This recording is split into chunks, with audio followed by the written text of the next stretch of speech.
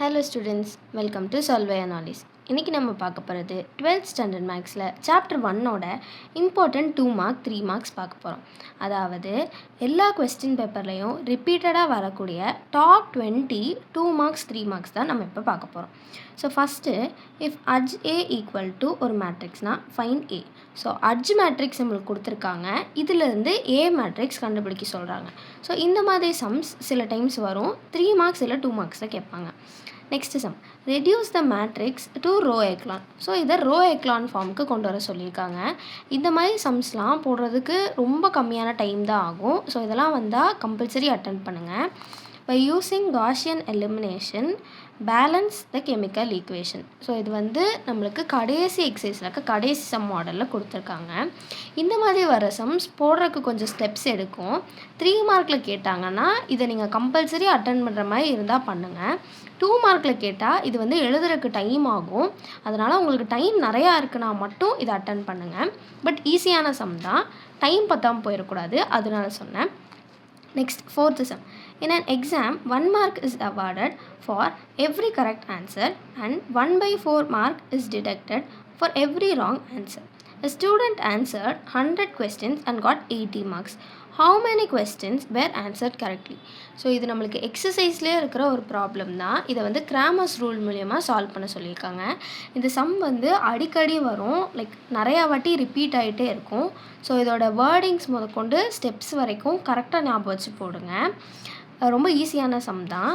Next 5th one, prove that இந்த matrix is orthogonal. So இந்த matrix ஆர்த்தோகனல்னு prove பண்ணுறதுக்கு ஏ டிரான்ஸ்போஸும் ஏ இன்வர்ஸும் கண்டுபிடிச்சு இது ரெண்டும் ஈக்குவல் அப்படின்னு ப்ரூவ் பண்ணால் போதும். இந்த மாதிரி 2x2 மேட்ரிக்ஸ் கொடுத்தாங்கன்னா இதை ஈஸியாக பண்ணிடலாம். 3x2 3 கொடுத்தாங்கன்னா இது கொஞ்சம் பண்ணுறதுக்கு டைம் எடுக்கும். அதனால் 3x3 3 மார்க்கில் வந்தால் மட்டும் அட்டன் பண்ணுங்கள். 2 மார்க்கில் வந்தால் அது டைம் எடுக்கும். இந்த சம் எப்போ வந்தாலும் அட்டன் பண்ணுங்கள், ரொம்ப ஈஸியானது. Next 6th sum, find the rank of இந்த மேட்ரிக்ஸ். ஸோ இந்த மாதிரி மேட்ரிக்ஸ் கொடுத்து அதுக்கு ரேங்க் கண்டுபிடிங்க அப்படின்னு ஜென்ரலாக கொடுத்துருந்தாங்கன்னா நம்ம என்ன மெத்தட்னாலும் யூஸ் பண்ணிக்கலாம். நம்ம ரோ எக்லான் ஃபார்முக்கு கொண்டு வந்துட்டு அப்புறம் ரேங்க் கண்டுபிடிக்கலாம், இல்லை மைனர் மெத்தட்லேயும் கூட கொடுக்கலாம். எது ஸ்பெசிஃபிக்காக கொடுத்துருக்காங்களோ அதை தான் நம்ம பண்ணணும். ஆனால் இதில் ஸ்பெசிஃபிக்காக கொடுக்கல. ஸோ எந்த மெத்தட்லனாலும் நீங்கள் பண்ணிக்கலாம். Next 7th one, if A inverse equal to 1 2 3 4 find A. So A கொடுத்து ஏ இன்வர்ஸ் கண்டுபிடிக்க சொல்லியிருக்காங்க. ஸோ இதுக்கு நம்ம அட்ஜ் ஏவும் டிட்டர்மினன்ட் ஆஃப் ஏவும் இது பண்ணி நம்ம மாற்றி போட்டு கண்டுபிடிப்போம். ஸோ அடுத்து 8th one, if A is equal to இந்த மேட்ரிக்ஸ்னால் வெரிஃபை தட். இந்த மாதிரி வெரிஃபை சம்ஸ்லாம் வந்தால் இதெல்லாம் கம்பல்சரி அட்டன் பண்ணுங்கள். ஏன்னா எப்படினாலும் இதெல்லாம் ப்ரூவ் ஆகிடும். ஸோ அதனால் நம்மளுக்கு இதுக்கு தப்பு பண்ணுற சான்ஸ் கம்மியாயிடும். எங்கேயாவது தப்பு பண்ணாலும் இது ஈக்குவலாக வராதப்ப நம்ம எங்கேயோ தப்பு பண்ணியிருக்கோம் அப்படின்னு கண்டுபிடிச்சிக்கலாம். ஸோ இந்த மாதிரி வெரிஃபை, ப்ரூவ் தட் இந்த மாதிரி சம்ஸ்லாம் வந்தால் கம்பல்சரி அட்டன் பண்ணுங்கள். ஏன்னா அதில் நீங்கள் ஃபைனல் ஸ்டெப் எழுதினாவே 5 மார்க்குக்கெலாம் உங்களுக்கு 1 மார்க் தந்துடுவாங்க. 2 மார்க்லையுமே உங்களுக்கு இதுதான் ஆன்சர் வரும்னு தெரியும். அதனால் நீங்கள் ப்ரூவ் பண்ணுறது ஈஸியாக இருக்கும். ஸோ இந்த மாதிரி வெரிஃபை, ப்ரூவ் தட் சம்ஸ்லாம் வந்தால் கம்பல்சரி அட்டன் பண்ணுங்கள். நெக்ஸ்ட்டு சம்மும் அதே மாதிரி தான். If A is a non-singular matrix of odd order, prove that determinant of adj A is positive. So ஏங்கிறது ஆட் ஆர்டர் இருக்கிற ஒரு மேட்ரிக்ஸாக இருந்தால் determinant of adj A positive அப்படின்னு ப்ரூவ் பண்ண சொல்கிறாங்க.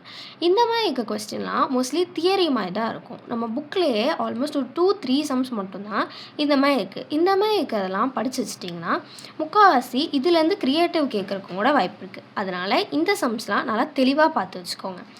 Next 10th sum, 4 men and 4 women can finish a work in 3 days. 2 men and 5 women can finish the same work in 4 days. So, find the time taken by 1 man and 1 woman alone to finish the work. So இது matrix inversion மூலயமா நம்மளுக்கு பண்ண சொல்லியிருக்காங்க. இந்த சம்மும் நம்மளுக்கு ரிப்பீட்டடாக வந்துகிட்டே இருக்கும். அதனால் இதையும் தெளிவாக பார்த்து வச்சுக்கோங்க. Next 11th sum, solve by matrix inversion. இந்த மாதிரி 2 சம் கொடுத்து இதை மேட்ரிக்ஸ் இன்வர்ஷன் மூலயமா இல்லை கிராமர்ஸ் மூலயமா சால்வ் பண்ணுங்கள் அப்படின்னு கொடுப்பாங்க.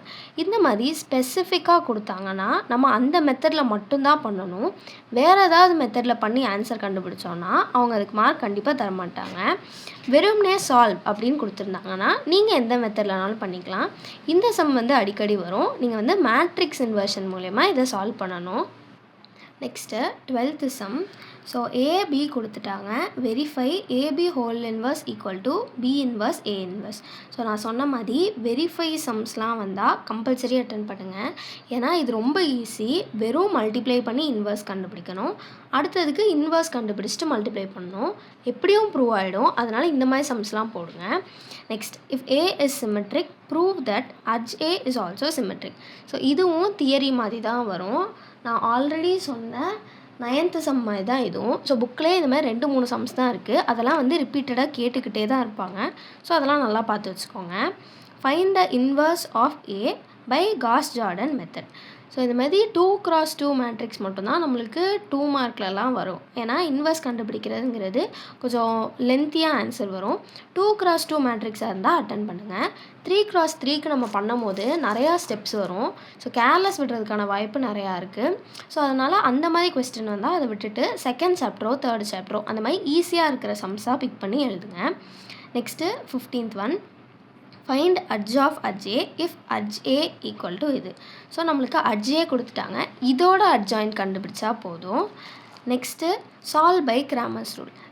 இதில் ஸ்பெசிஃபிக்காக கிராமர்ஸ் ரூல்னு கொடுத்து 2 ஈக்குவேஷன் கொடுத்துருக்காங்க. அப்போ இதை நம்ம கிராமர்ஸ் ரூல் மூலியமாக மட்டும்தான் சால்வ் பண்ணணும். நிறையா பேர் கொஸ்டினில் இதை பார்க்காம வேறு ஏதாவது மெத்தட் மூலயமா சால்வ் பண்ணிட்டீங்கன்னா நீங்கள் ஆன்சரே கண்டிப்பாக கரெக்டாக கண்டுபிடிச்சிருந்தாலும் கன்ஃபார்ம் மார்க் கொடுக்க மாட்டாங்க. அதனால் உன்னை சால்வ் பண்ணுறதுக்கு முன்னாடி அவங்க ஸ்பெசிஃபிக்காக ஏதாவது கொடுத்துருக்காங்களா அப்படின்னு செக் பண்ணிவிட்டு சால்வ் பண்ணுங்கள். Next 17th one.